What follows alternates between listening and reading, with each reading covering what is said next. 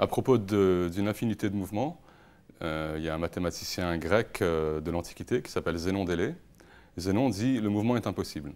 C'est-à-dire, si j'essaye de faire un mouvement, par exemple simplement marcher de 2 pas comme ça, il dit que ce n'est pas possible de faire ça.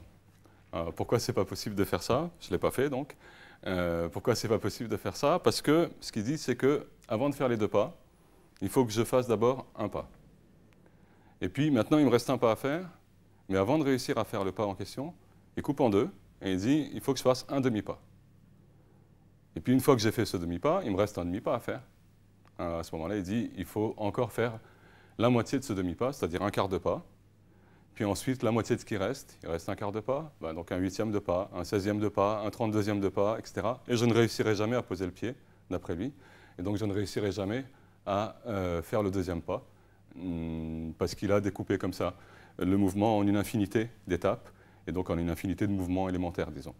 D'abord avancer d'un pas, avancer d'un demi-pas, un quart de pas, un huitième de pas, un 16e de pas, etc. Alors évidemment, Zénon se trompe, il le sait, il sait bien que le mouvement existe, il l'a déjà rencontré, il l'a déjà fait.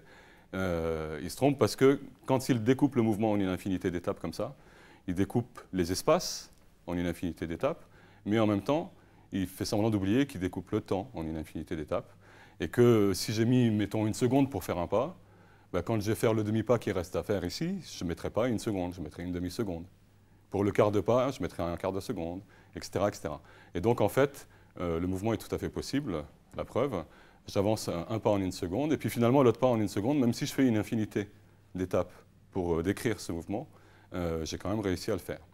Mais disons que ça se traduit par le fait que la somme 2, qui est le nombre de pas, c'est la somme de 1 plus un demi, un quart, un huitième, un 16e, un 32e, un 64e, etc.